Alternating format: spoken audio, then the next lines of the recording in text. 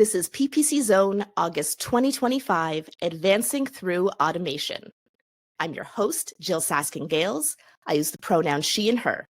I'm a Google Ads coach, an ex-Googler, and the founder of the Inside Google Ads course, podcast, and book. I created ppc.zone in 2022 to elevate new perspectives and insights in our industry. If you're watching rather than listening, you can see I have this very snazzy t-shirt on right now that shows that I am team automation all the way in Google Ads. This is one of 4 t-shirt designs you can now purchase from my merch store at jill.ca/merch, and all proceeds from shirt sales help us keep ppc.zone free and accessible to all. So after this live stream or after this recording, head on over to jyll.ca/merch to treat yourself to a little something Google Ads inspired. Next up in the zone, this speaker is a paid search expert and Biddable Director at Croud. He's also the host of the Paid Search NYC podcast. So if you like this podcast, make sure to follow that one too. And he organizes regular paid search events in New York City. Today, he's sharing his perspective on using natural language processing to uncover performance opportunities and insights. I can't wait. Please welcome Matt Shenton. Awesome. Thanks, Jill. Hi, everyone. So I thought I'd start off with a little bit about me and a bit of a fun fact. For some reason, and I moved to New York 4 years ago. I just flagged that. A lot of people from the UK that have moved to New York that I know seem disproportionately more likely to do improv or stand-up comedy. I don't know why, false sense of confidence when they get here. And this picture on the right here is me doing stand-up comedy in Brooklyn in my 3rd month of being here. As you can tell, I'm having a pretty good time. I probably did 90% of the laughing in that room that day. So it goes without saying that I don't do it full time. I've stuck to paid search. Okay, so I'm going to be talking about using natural language processing to uncover opportunities and insights. So before I do that and jump straight in, one of the key changes within Google Ads over the last 5 years, as I'm sure we can all agree, is that everything has gotten broader, and probably more so talking about things like broad maps there, but obviously that's also been a factor within things like performance max and AI max as well.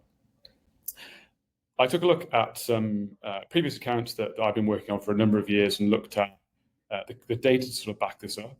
So what this chart shows is the bar is the number of keywords in the account. So it started off at like 5,000 maybe 5 years ago, went up to 10, back down to 7.5. Not a huge amount of change. But the line is then the number of search terms that match per keyword on average.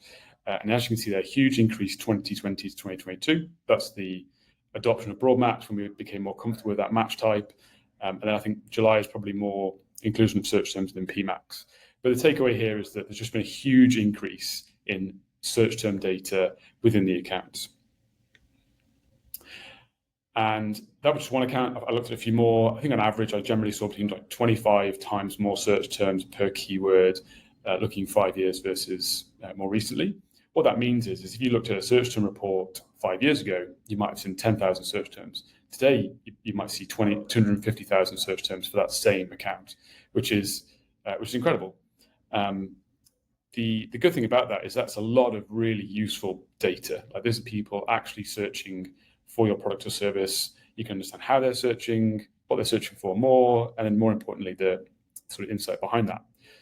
But the problem with that is that's a lot of textual data. And as humans, we're not able to read through 250,000 search terms to really pick out patterns or understand what's going on. So that's where natural language processing steps in. So one type of natural language processing, because there's many forms, is what's called n-grams.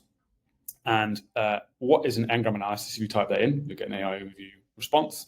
And it'll say that the n-gram analysis is a technique in natural language processing, search marketing, well, not just search marketing, any kind of area that involves textual data, that breaks down text into sequences of n consecutive terms. So it chunks a search term into 1, 2, 3, 4 word long n-grams. Let me show you what that looks like a bit more accurately. So let's take an example like I want to learn Photoshop. A 2-word n-gram would break this up into I want to learn Photoshop.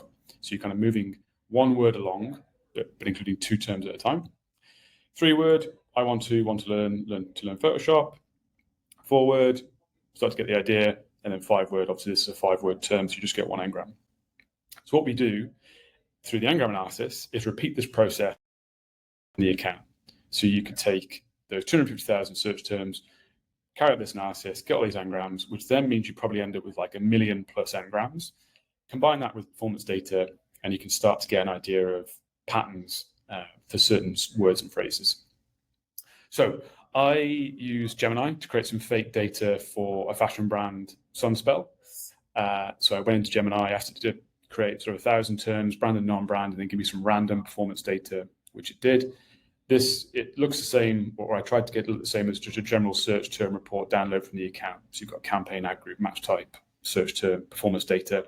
What's the most important part is probably the search term and the performance data. And then what we can do is we can run an Ngram analysis on that using an Ngram script.